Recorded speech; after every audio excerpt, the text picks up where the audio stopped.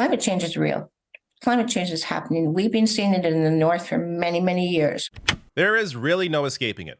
Regardless of where you live, the climate crisis will impact you at some point if it hasn't already.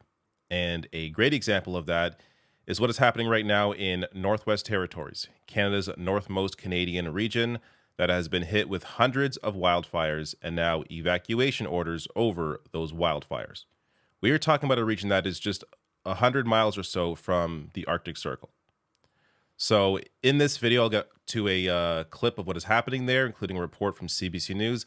I'll get to the reaction from the premier there and where she puts the blame. And I will also get to a few other climate-related stories that I want to fold into this as well. So first here is a report from CBC News on what is happening, as well as a reaction from one of the mayors within Northwest Territories after his town was completely engulfed in flames. More than 230 wildfires are burning across the Northwest Territories. The hamlet of Enterprise on the Hay River, about 30 kilometers south of Great Slave Lake, is reported to be 90% destroyed. Several other communities are also being threatened, and the capital, Yellowknife, has declared a local state of emergency. Numerous evacuation orders are in place, and the Canadian military is set to arrive to help fight those fires.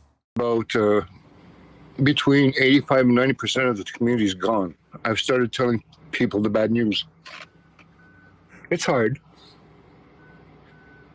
We're a very close-knit community. We're all friends, and it's painful. As long as we're okay and breathing, we'll fix everything. Imagine living somewhere your entire life, and within a week, it's gone. Your entire life, gone. This is an experience that more and more people are having. And again, of course, wildfires, natural disasters have occurred all throughout history, but it's the extent of the damage and the frequency of these disasters that is happening because of the climate crisis that up to this point we have not dealt with in any serious way. Also, a place like Northwest Territories, we're talking about lack of infrastructure.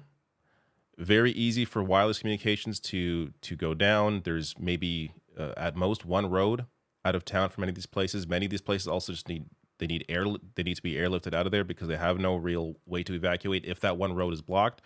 So the lack of infrastructure has only worked to exacerbate the problem. Luckily, as of recording this, there has been no accounts of anybody missing or dead because they have properly evacuated ahead of time. They saw that these fires coming. They saw what happened in Hawaii and how quickly that happened. So they were prepared to leave. And so on that note, the human impact isn't as great as it could have been. It's also hard to really picture what is happening there until you see a map like this. So this is Northwest Territories. See these where all the wildfires are. Again, we're talking over 200 wildfires all over the territory.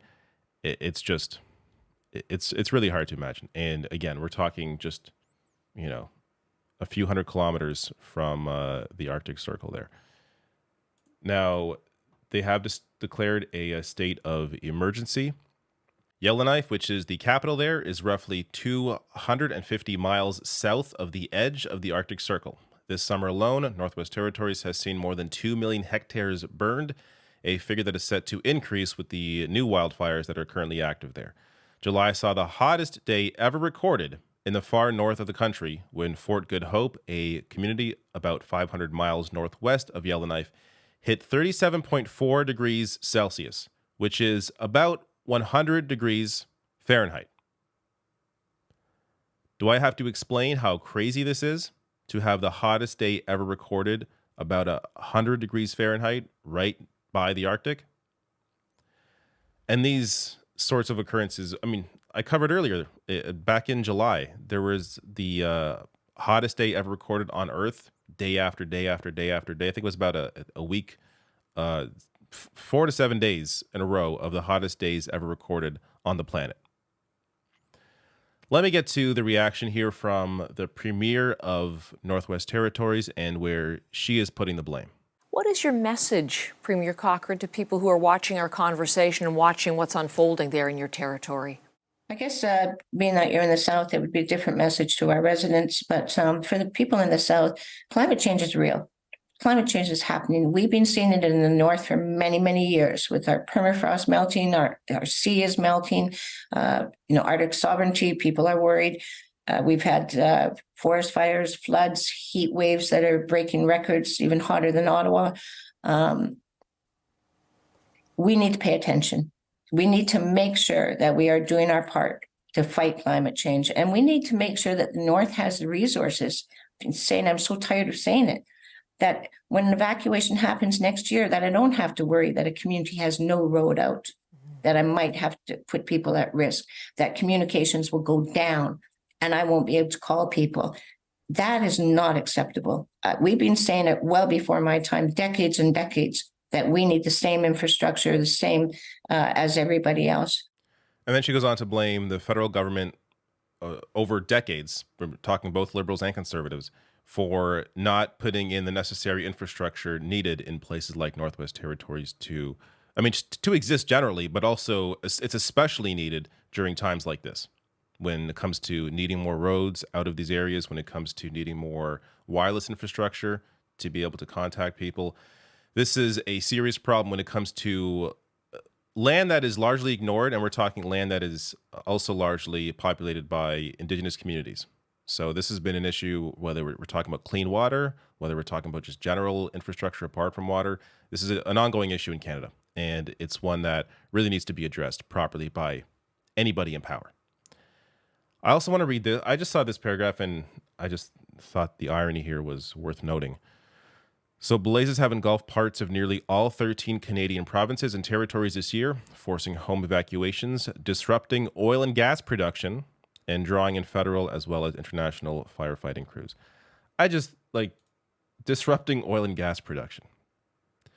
The irony here that, oil and gas production have only led to exacerbate the issue of climate change, have only led to climate change. And here, the impact of what they have done have now led to impacting their production as well. This is, I'm going to get to more stories here in a second around climate change, but this is an issue that is, and I maybe talk about this in all my climate change videos now because it's necessary. It can be very hard to process all of this because it's tough to see what we can do as individuals, but it's important at the very least to understand that this is a serious problem. And when it comes to any sort of involvement in public life, be it voting, be it activism, whatever it is, just conversations with your friends and family, it's important to be aware that this is the number one issue. Because without the planet, nothing else exists. So understanding that this will impact you, if it hasn't already, this will impact you at some point. Understanding that, being better informed on this, and being able to influence in whatever way you can, that is why these stories are important. It's important to be aware of this. It's also important at the same time to, not live in fear. Live your life. Enjoy your life, of course. Live in the moment. Don't take anything for granted, but also be aware of important issues like this and maybe how you can, have an impact in any way, even if it's just conversations with friends and family.